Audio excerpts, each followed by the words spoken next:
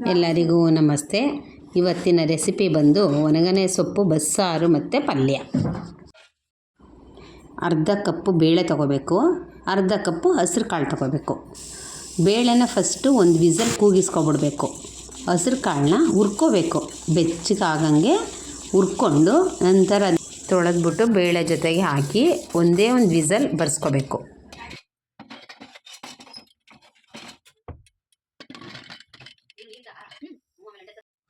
ಹುಣಸೆಹಣ್ಣನ್ನು ನೆನೆ ಹಾಕ್ಕೊಬಿಡ್ಬೇಕು. ನೆನೆ ಹಾಕ್ಕೊಂಡದ್ದು ರೆಡಿಯಾಗಿದೆ. ಅದಕ್ಕೆ 2 ಬೇಳೆ ಸಾಂಬಾರು ಪುಡಿ ಹಾಕಬೇಕು.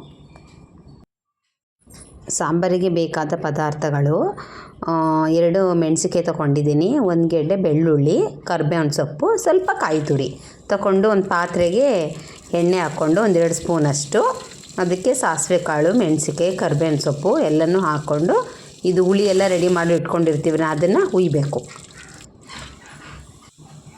ಹುಳಿ ಊದ್ಮೇಲೆ ಸ್ವಲ್ಪ ನೀರು ಹಾಕಬೇಕು. ಅದಕ್ಕೆ ನೀರು ಹಾಕ್ಬಿಟ್ಟು ಅದು ಮಾಮೂಲಿ ಉರಿಲೇ ಇರಲಿ, ಬೇಯ್ತಾ ಇರಲಿ, ತುಂಬ ಜಾಸ್ತಿ ನೀರು ಹಾಕಬಾರ್ದು.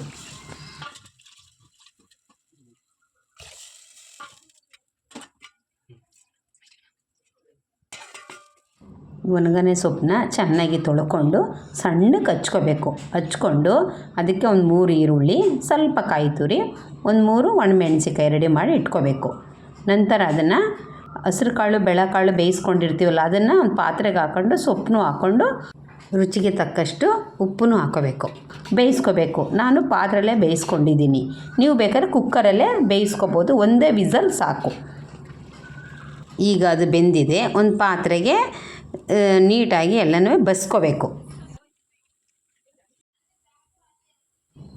ಹುಳಿ ಮಳ್ತಾ ಇದೆ, ಇದಕ್ಕೆ ಒಂದು ಸ್ವಲ್ಪ ಕಾಯಿ ರುಬ್ಕೊಂಡು ಹಾಕ್ಕೋಬೇಕು.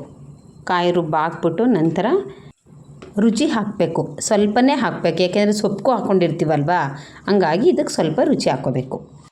ಬಸ್ಕೊಂಡಿರ್ತೀವಲ್ಲ ನೀರಿರುತ್ತಲ್ಲ ಅದನ್ನು ಇದಕ್ಕೆ ಹಾಕಬೇಕು. ಸೊಪ್ಪು ಬಸ್ಕೊಂಡು ನೀರಿರುತ್ತಲ್ಲ ಅದನ್ನೇ ಇದಕ್ಕೆ ಹಾಕಿರ್ತೀವಿ, ಸ್ವಲ್ಪ ಬೆಂದರೆ ಸಾಕು, ಆಫ್ ಮಾಡಿಬಿಡ್ಬೇಕು. ಈಗ ಸೊಪ್ಪು ಒಗ್ಗರಣೆಗೆ ರೆಡಿ ಮಾಡ್ಕೊಂಡಿದ್ದೀವಿ. ಒಂದು ಪಾತ್ರೆಗೆ 3 ಸ್ಪೂನ್ ಎಣ್ಣೆ ಹಾಕ್ಕೋಬೇಕು. ಎಣ್ಣೆ ಕಾದ ನಂತರ ಸಾಸಿವೆ, ಮೆಣಸಿನಕಾಯಿ, ಈರುಳ್ಳಿ ಹುರ್ಕೋಬೇಕು, ಕೆಂಪಗಾಗಂಗೆ ಹುರಿಬೇಕು.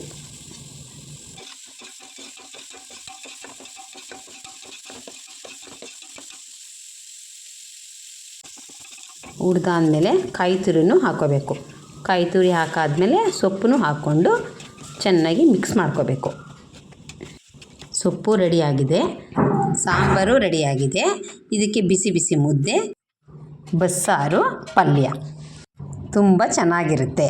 ನೀವು ಒಂದು ಸತಿ ಟ್ರೈ ಮಾಡಿ, ಹೇಗಿದೆ ಅಂತ ಕಮೆಂಟ್ ಮಾಡಿ.